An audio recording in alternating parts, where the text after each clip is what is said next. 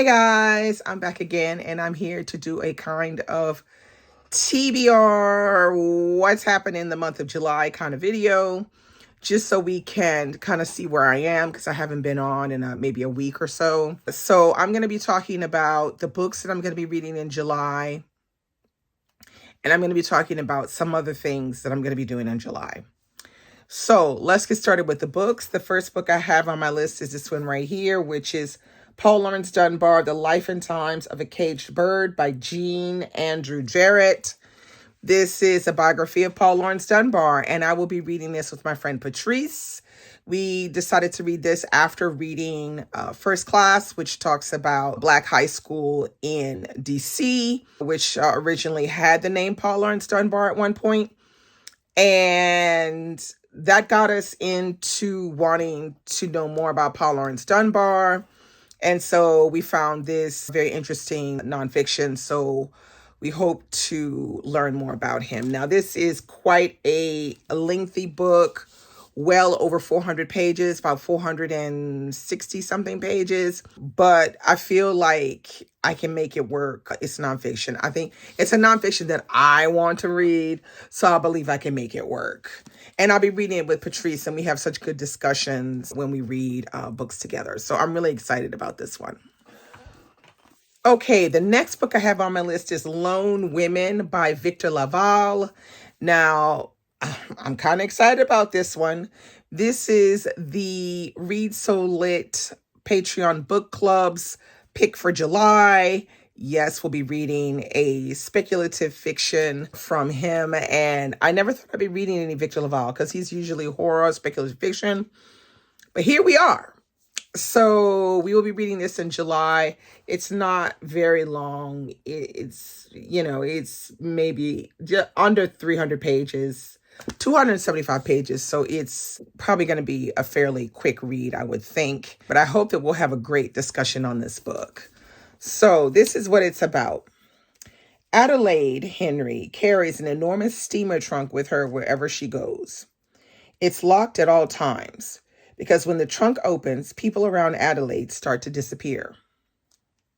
The year is 1915, and Adelaide is in trouble.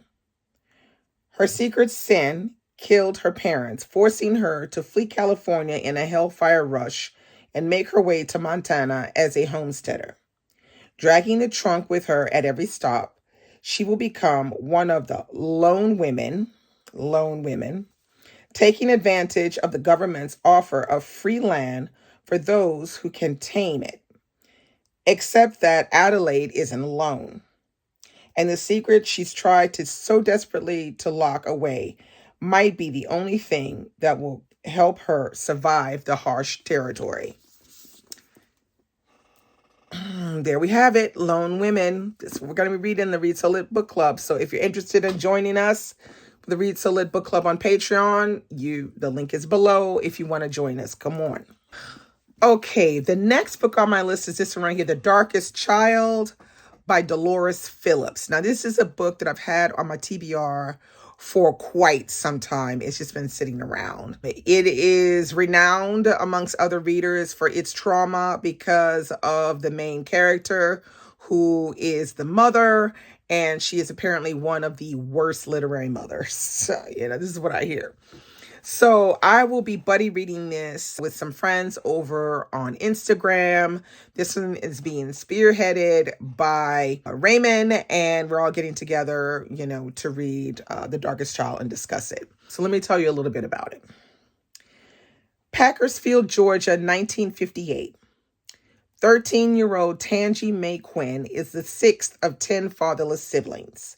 She is the darkest skinned among them and therefore the ugliest in her mother's estimation, but she's also the brightest. Her mother, Roselle, beautiful, charismatic, and light-skinned, exercises a violent hold over her children.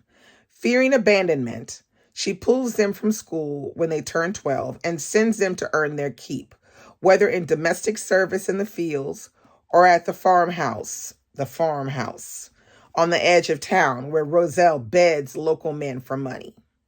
But Tangi Mae has been selected to be part of the first integrated class at a nearby white high school. She has a chance to change her life, but can she break from Roselle's grasp without ruinous, even fatal consequences? So this one, I'm like racking it up with the trauma books this this summer, but I'm excited to finally get to this one because I've heard nothing but great things about it. Okay, the next book on my list is this one right here, One Blood by Deneen Milner.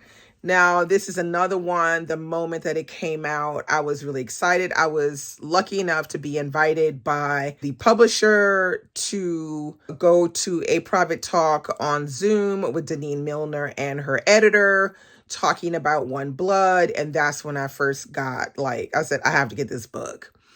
Here we are.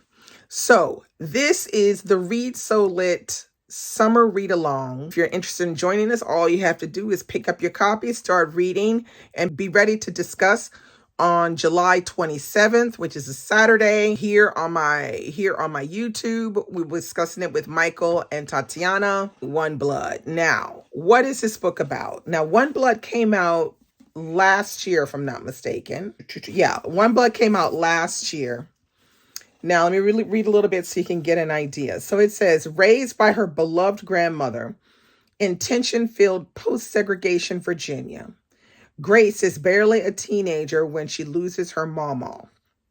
Shell-shocked, she is shipped up north to live with her formidably ambitious Aunt Hattie, a woman who firmly left behind her undesirable Southern roots in pursuit of upward mobility. Thrust into the world of the Black and socially ambitious, Grace finds herself trapped in a society of stifling respectability, fancy teas, and coveted debutante balls. Feeling like a fish out of water, Grace's only place of sweet comfort is with Dale, the smart, handsome son of one of the society's grand dames. However, when Dale gets caught up in a racial police killing, he is promptly shipped off to college, and Grace, newly pregnant, is left alone. Then, in the ultimate act of betrayal, Grace is deceived by Aunt Hattie, and her brand new baby is given up for adoption. All right, so there we have it. So this is the one that Michael and Tatiana and I will be discussing at the end of July. Grab your copies. I have a feeling this one is going to be real good. We have a lot to talk about. I will also have another one on my list, but I don't know what it is yet because I haven't chosen it. And that is the book that I will pick from my cart from my husband's picks, my husband Michelle's picks. So that one, you'll know more about it at the beginning of July. I'll pick it, and I usually do a short for this, and that's where I announce what it is for the month. So that's all for the TBR for July. That is a pretty significant TBR. Yeah, 5-6 books. Pretty significant. And like, there's only one that is like under 300 pages. So we're going to see how this goes. I'm going to try to do my best as usual, because I will need to get them all finished before the end of July, because I'll be heading off on holiday in August. Now, my other thing that I will be participating in is Junk Journal July. So if you're interested in seeing how I'm getting on with my junk journal, you can head over to my art channel called Ach Dag. It's linked below. There you will see how I get along with making my junk journal to be ready for July. So that's going to be quite the challenge as well. Having a prompt every day and journaling that prompt in my junk journal that I have almost put together completely, but you can see that, like I said, in a video over on Ahdah. So I think this is all that I have planned for the month of July, and reading and junk journaling. Yeah, it's going to be quite the month. I'll also be making another journal, possibly for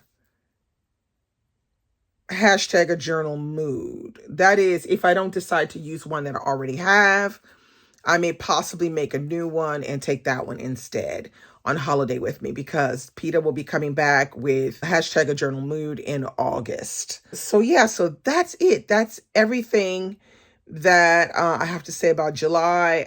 Yeah, I can't even believe June is finally ending. Although I feel like June has been a little slower to pass compared to May, which kind of flew by really quickly. So we will see how I finish off my June and how July gets cracking.